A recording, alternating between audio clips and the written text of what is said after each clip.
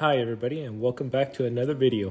My name is Paul and today I'll be showing you how to build a good frame that you'll be able to use for rug making and other tufting projects. As you know, you could visit us at rugbabe.com to find materials for tufting and rug making projects, as well as visit our channel for other helpful videos. As for today's video, I'll be showing you guys what I like to call the 60-40 rule and how it applies to rug making and tufting. So what exactly is the 60-40 rule? Basically, this means that your tufting gun is only about 40% responsible for making a good quality rug, while the frame and other materials make up the other 60%. Understanding the 60-40 rule will help you realize why a good frame and good materials are necessary in order to make a good quality rug. On our website, you can find a diagram on how to build a good frame and also fabric that will help you start off your tufting projects. My recommendation to everybody is to always build your own frame if you can. That way it'll fit your projects and your needs best. Those prepaid frames aren't really that good and don't hold up as well. Right now I'll show you guys how I came up with my frame, drew it on paper, and then actually built it so it fits my needs the best. What I'm gonna show you guys right now is how to build a basic frame. Don't get it wrong, this frame will fit all your tufting needs and you could adjust it to make it longer, shorter, bigger, or wider. It doesn't matter. As long as you understand the basics of how to build a frame, you could build it to whatever size fits you. Now, as I draw out a simple box frame, I'll let you guys know why I decided to build my own frame instead of buying a pre-made one online. Now, when we started, we were doing this as a hobby, mostly making rugs for family and friends, giving them out as presents, so we would only make single rugs at a time. But as we got a little bit bigger and more people wanted rugs, we decided to make a wider frame. This allowed us to make 2, 3, 4, 5 rugs at the same time, all without taking down the fabric and making the whole process a lot easier. Now, while making this drawing, you can see I'm not adding dimensions. I'm just simply making a rough square just to know how much wood I'm gonna need and what exactly I'm gonna cut. Now, the frame you saw at the beginning of the video has an opening of about 8 feet by about 3.5 feet. This allows us to, again, put multiple rugs on it at the same time and not have to cut them out one individually and wait a day for it to dry. Now you can see I'm almost done drawing it out. All I'm gonna need is 4 boards. Usually 2x4s is what I use, and you can find these at any hardware store. Remember, if you're looking for cloth for tufting or rug making, you could find it at rugbabe.com. You could also find the ZQ2 tufting gun on the same website. And if you have any questions, go ahead and reach out to us at support@rugbabe.com.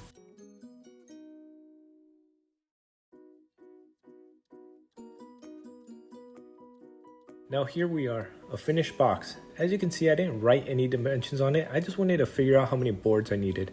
I'll write the dimensions once I figure out what kind of projects I'm gonna make, either single projects or multiple projects, and how big I want them to be.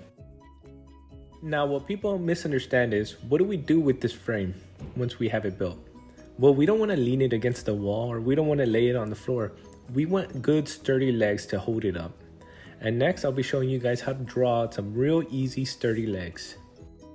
Again, all we're doing is drawing it out for now. We're not laying out dimensions or we're not laying out size. We just want to draw a rough idea of what we're going to do and how we're going to build the legs. We're going to go ahead and draw it out as if we're building it with 2x4s, the same material we built the frame with. Here I went ahead and just drew a board straight up. This will attach to my frame, but now I need to attach a platform and some braces that will hold it steady. I'm gonna start off with that bottom piece. This is what the whole frame will stand on. This is crucial. Good legs is what holds the frame steady and allows you to tuft properly.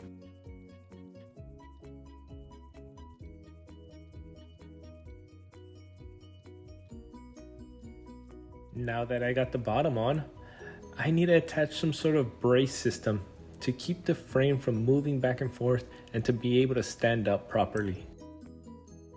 So how am I going to do this? Well, it's pretty simple. I'm going to use the same 2x4 and place it at an angle at the bottom of the feet to hold the frame up and to give it additional support. So people ask me all the time, why build legs? Why stand your frame up? Well, it's pretty simple. I'm an average size guy, so I need my frame to be a little bigger. This will make the whole process of rug making and tufting a whole lot easier and less stressful. This is why I discourage people from getting pre-made frames. Honestly, they're just not that good, and it doesn't always fit your projects and your needs. We just finished up the 2 braces on the bottom. Remember, this is just a rough idea on how to build a frame. You yourself need to decide how big you want it, how wide you want it, and what exactly you need for the best frame. Now that we drew out a simple box frame and legs to put it all together, we're missing one critical and crucial part. We're missing another brace on the top of the frame. Now, what's that last brace we're missing? Well, it's a top corner brace. What I'm gonna do is I'm gonna draw the frame sideways, which is simply just a board up and down, and I'm gonna show you how to place that top brace. Now, why do I recommend putting a top brace? Because when you're tufting your rug, you're putting a lot of pressure on that fabric, and you don't want your fabric to bounce back and forth. And you don't want your frame to bounce back and forth. So this top brace is perfect for that, for stopping the frame from bouncing. So here we go, the last piece. Of course, we're gonna put a corner piece on both top left and top right of the frame to stabilize it. But there we are, 5 pieces for the frame and 4 pieces for the legs. All together, we have a rough draft of what we're gonna need for our tufting frame. These are 2 frames that I had, a small one for single projects and a larger one for multiple projects. These were my starter frames. Right now I have a third, even bigger frame, but these 2 really did a good job. You can see on both these frames, they have very sturdy legs and very sturdy footings. These crossbars help out also, so it won't move around too much.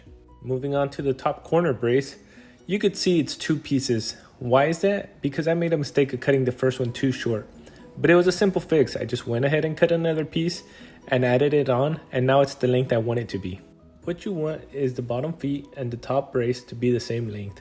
This will allow you to push the frame against the wall, stopping it from bouncing as you're tufting on it. On the smaller frame, we just went ahead and put a brace right in the middle.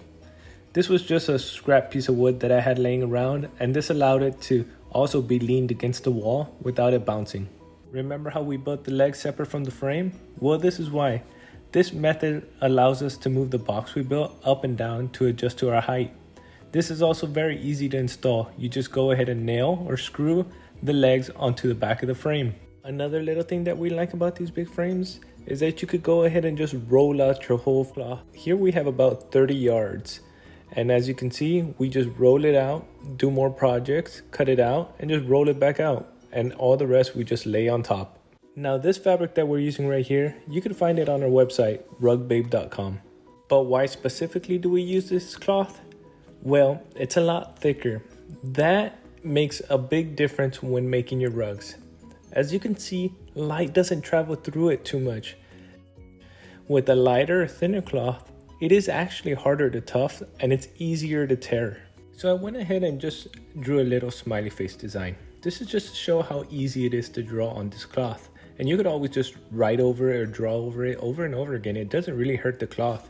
That thinner cloth, more or less, you want to be more careful with it because it is more fragile. Now, as you can see, this fabric is easy to stretch and has a lot of give. That's very helpful when trying to get your fabric as tight to the frame as possible. I also like these white lines on the material.